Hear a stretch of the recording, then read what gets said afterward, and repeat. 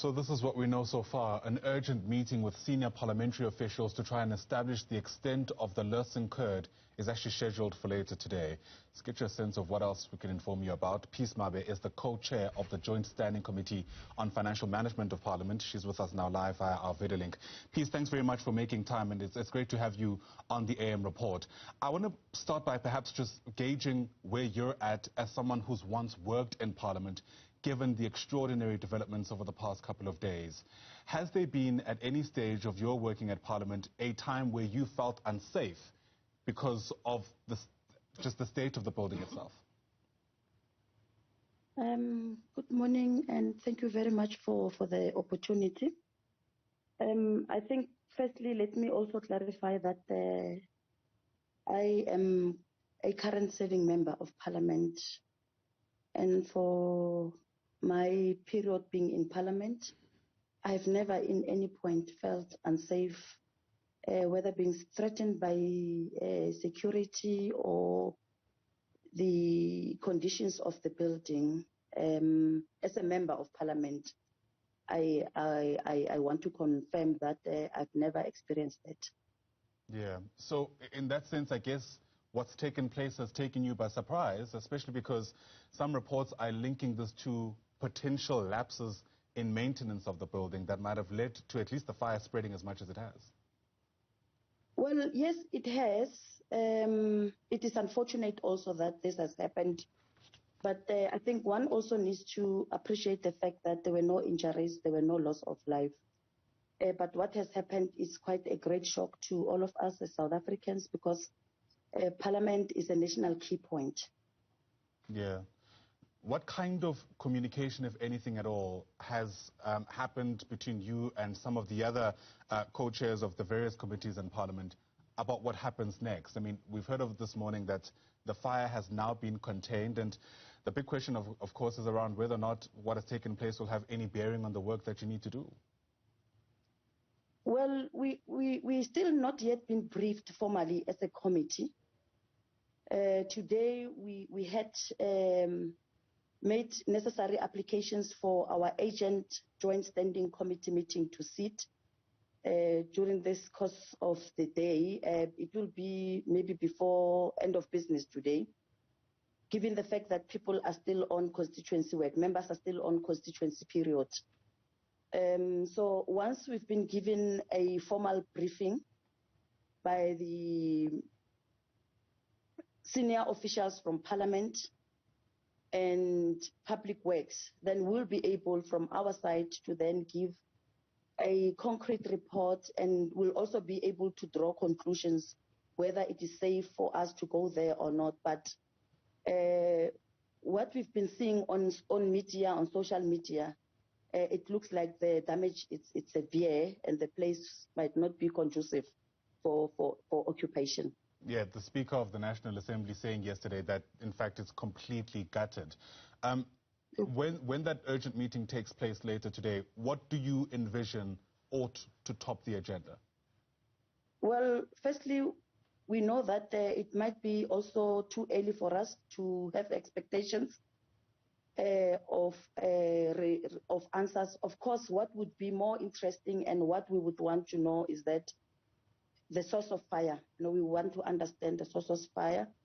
And also there's been stories that there's an individual who has been arrested. And if that person is really linked to the incident, I think those are the few things that we would want to know. But further than that, remember that in less than 3 weeks, we are, as Parliament, expected to host a State of the Nation. So we'll also be looking into how best can we advise Parliament in terms of making sure that our work is not in any way impeded by this unfortunate incident, but that we continue with the business and the program of Parliament. Yeah. And the first program that we have to assist Parliament, join heads and as different political parties, is to agree that we need to continue with the hosting of the opening of Parliament, the State of the Nation address, and also looking into possible alternatives that might not also cost a lot of money into our strained budget. So those are the things that, three important things that I think we'll be looking into. Yeah, I mean, as the co-chair of the Joint Standing Committee on Financial Management, I imagine part of what forms part of your anxiety at this stage is trying to figure out how to financially manage what we've seen take place since Sunday. I mean, for our viewers' benefit, help us, I guess, place your level of involvement in responding financially to what we've seen taking place at Parliament.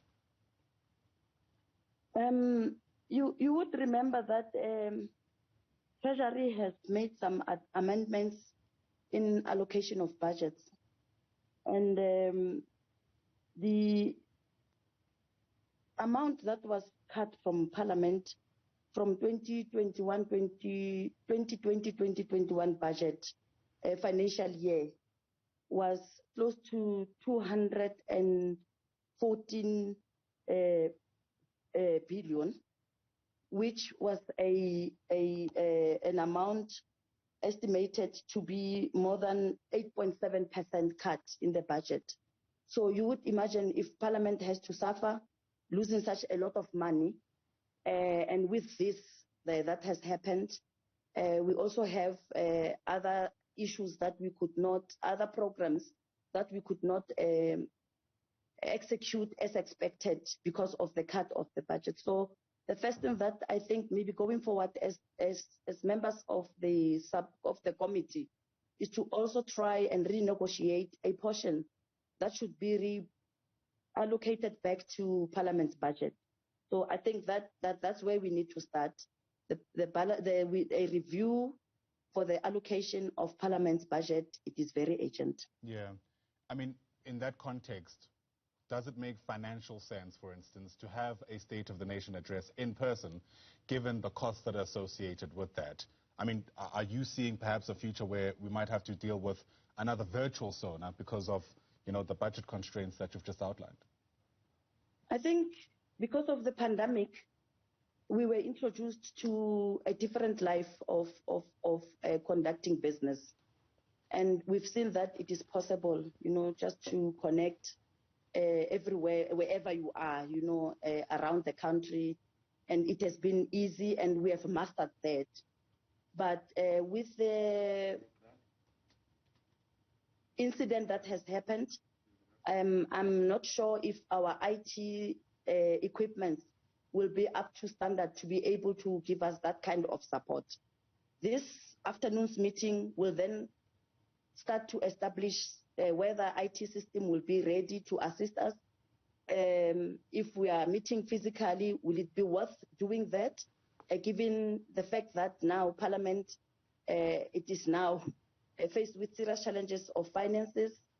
So all I'm trying to say is that we will be looking at the best possible solution that will not cost Parliament unnecessary funding for us just to hold a State of a Nation address. But remember, a State of a Nation address, it's a very important first gathering of the year because it gives direction, it reviews how budgets were spent, it then says, it reconfirms our commitment with the people in terms of service delivery. So it's a very important meeting of Parliament that cannot be undermined at all. Peace Mabe is the co-chair of the Joint Standing Committee on Financial Management of Parliament. Peace, once again, thanks very much indeed for your time.